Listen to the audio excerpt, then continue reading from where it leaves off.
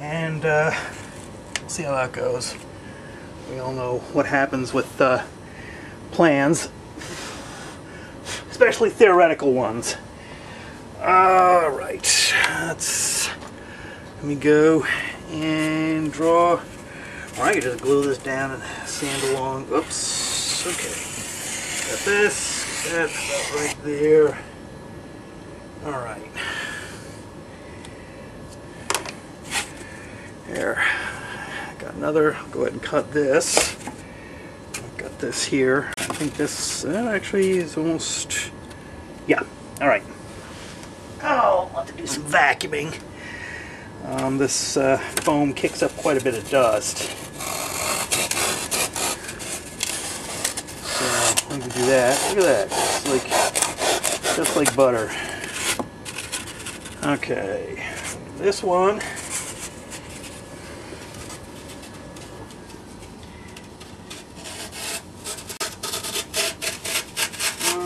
Here we go.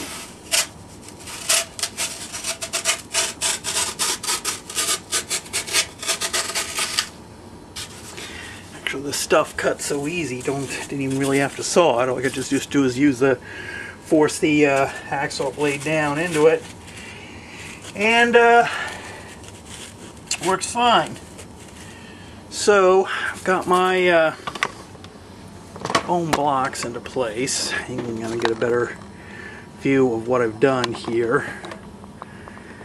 Alright, I'll still need to do some trimming and shaping here. Kind of gives you an idea.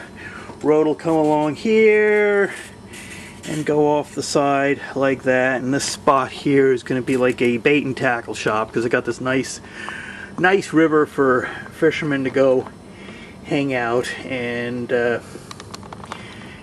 catch minnows, or at least fish stories, if not fish. So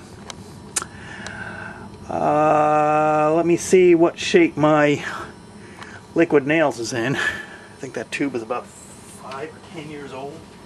No, not 5. Not 10 years old, what am I saying? I last did some serious foam work about 4 years ago, so we'll see if this is still viable. If not, Ace Hard will love me because they'll see my face today and I'll spend some money.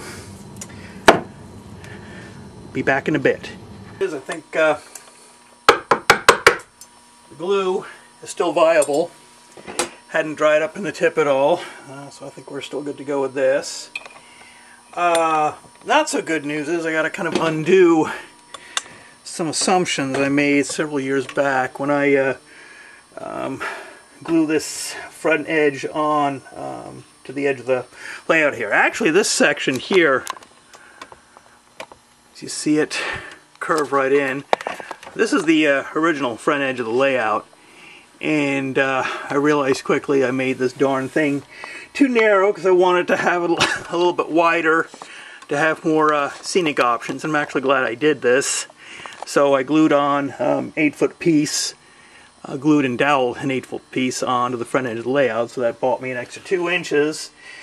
It gives me more flexibility, but I never properly sanded the seam here. I just had some water putty and I slapped it on thinking, oh well, it'll be covered up with scenery, but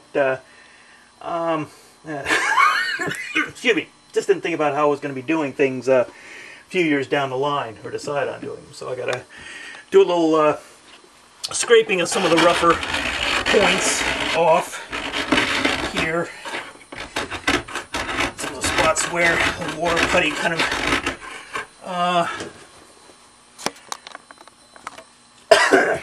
bubbles up a little bit, has some bumps. Clean that off just to get a more flatter surface for the foam glue to adhere to. So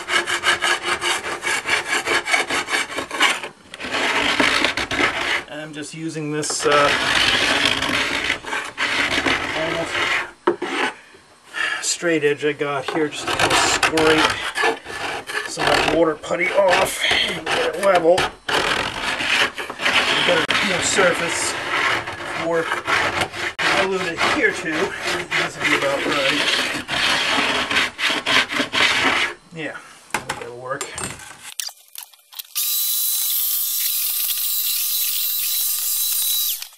Alright, adjust my lens here a little bit and start putting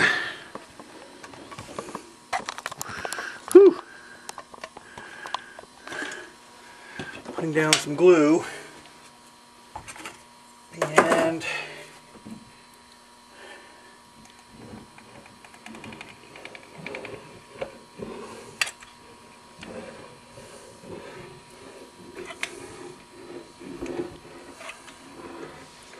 now I'm going to do, after I get done laying down this bead, I'm actually going to spread it out. I've kind of learned after gluing the foam together, you don't want to depend on the weight of the foam to cause the glue to spread out, because this glue is fairly thick. I mean, it's almost like caulk in a way. So I'm just going to take a putty knife and spread this. So great. Let me keep track of how far I need to go. Don't go too far. Let me see. It goes about there. Add this here. Add this here. So I need to probably put glue up to about right here. Alright.